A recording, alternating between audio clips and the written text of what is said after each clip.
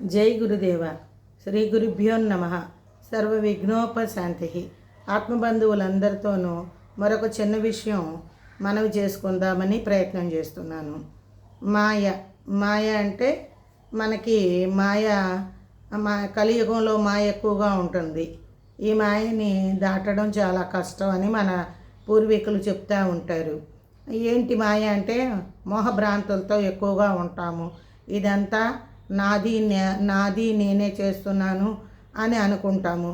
ఈ జగత్తులో పుట్టినటువంటిది ఏదైనా నశింపు జరిగిపోతుంది అనే విషయాన్ని మనం నిత్యం చూస్తున్నప్పటికీ కూడా అలాగా ఆలోచనలో మనం కళ్ళెదురుగా కనబడుతున్నా మన వెంట ఏవి రావు అని తెలుసుకున్నా కానీ వాటి కోసం వెంపర్లాడుతూ వాటిని సమకూర్చుకోవడంలోనూ బిడ్డల యందు, బంధువుల యందు, స్నేహితుల యందు ఇష్టాలతోనూ అయిష్టాలు కొందరి మీద, ఇష్టంతో కొందరి మీద, ఇవన్నీ కూడా మాయ కిందే చెప్పబడతాయి.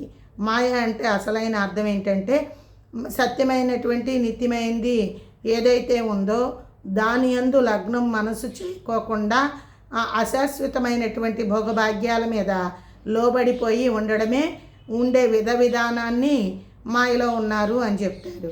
ఈ మాయ మనకి బాబాజీ 2 విధాల మాయలు ఉన్నాయని చెప్పారు. అవి ఏంటిదంటే అవిద్యామాయ, విద్యామాయ. అవిద్యామాయ అంటే ఏంటి, విద్యామాయ అంటే ఏంటి, మనం వివరణ ఇప్పుడు తెలుసుకుందాం. అవిద్యామాయ అంటే ఇది సంసారానికి ఎదగకోకుండా అవిద్య కారణం అవుతుంది. అజ్ఞానం చేత, అహంకారం చేత దానిని ఏమంటారంటే అవిద్య అజ్ఞానం చేత ఏర్పడుతున్నట్టు మాయ. ఇది నాదే, నేనే శాశ్వతము, ఇదంతా నాకు సంబంధించింది అని అజ్ఞానం అనే మాయలో ఉండి సంసారంలో మనల్ని ఎదక్కోకుండా ఆ సంసారంలో చిక్కుకుపోయి ఉంటాం.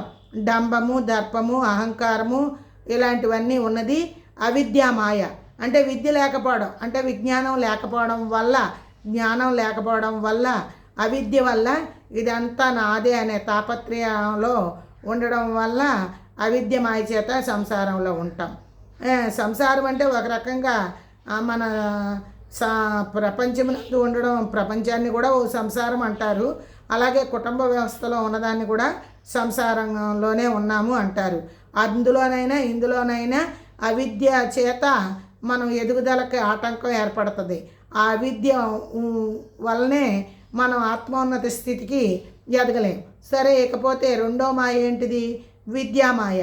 విద్యామాయ అంటే జ్ఞానం చేత విద్య తెలుసుకుంటాము కానీ మాయలో ఉన్నాము అని చెప్తారు. ఇది ఆధ్యాత్మిక ఎదుగుదలకి ఆటంకం ఏర్పడుతుందని బాబాజీ మనకు ముందే చెప్పారు. ఎలా చెప్పారు, ఎప్పుడు చెప్పారు అంటే ఒకసారి మనం జ్ఞాపకం చేసుకున్నట్టయితే అష్టమదాలు, నేను బాగా అందగతిని, నేను బాగా పండితుడిని, నేను బాగా ధనవంతుడిని, ఇవల్ల విద్యామాయల కిందే వస్తాయి. అష్టమదాలన్నీ కూడా విద్యామాయే. జ్ఞానం వల్ల తెలుసుకున్నప్పటికీ కూడా వీటిల్లో ఏదో దానికి మనము ఎడిక్ట్ అయిపోయి ఉంటాము. అందువల్ల ఆధ్యాత్మిక ప్రయాణం అవరోధం ఏర్పడుతుంది. ఇలాగ మాయ 2 విధాలు, అవిద్యామాయ, విద్యామాయ. విద్య లేకపోవడం అంటే జ్ఞానం, విద్య అంటే ఇక్కడేంటి, జ్ఞానం లేకపోవడం వల్ల జ్ఞానం లేకపోవడం వల్ల మనము ఆలోచన విధానంలో ఎదుగుదలకు లేక, ఆత్మ పరిశీలన చేసుకోక ఆత్మ ప్రయాణంలో ఆటంకం ఏర్పడుతుంది. ఇది విద్యామాయలో ఏంటి, జ్ఞానం తెలిసినప్పటికీ కూడా అహంకారపూరితమైనటువంటి నిగూఢంగా ఉన్న అహంకారము అది మనల్ని ఎదుగుదల అవనివ్వకుండా ఆటంకపరుస్తుంది. ఇదే అసలు రహస్యం.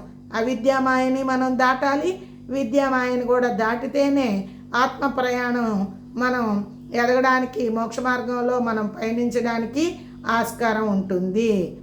జై శాంతి, విజయశాంతి, దివ్యశాంతి.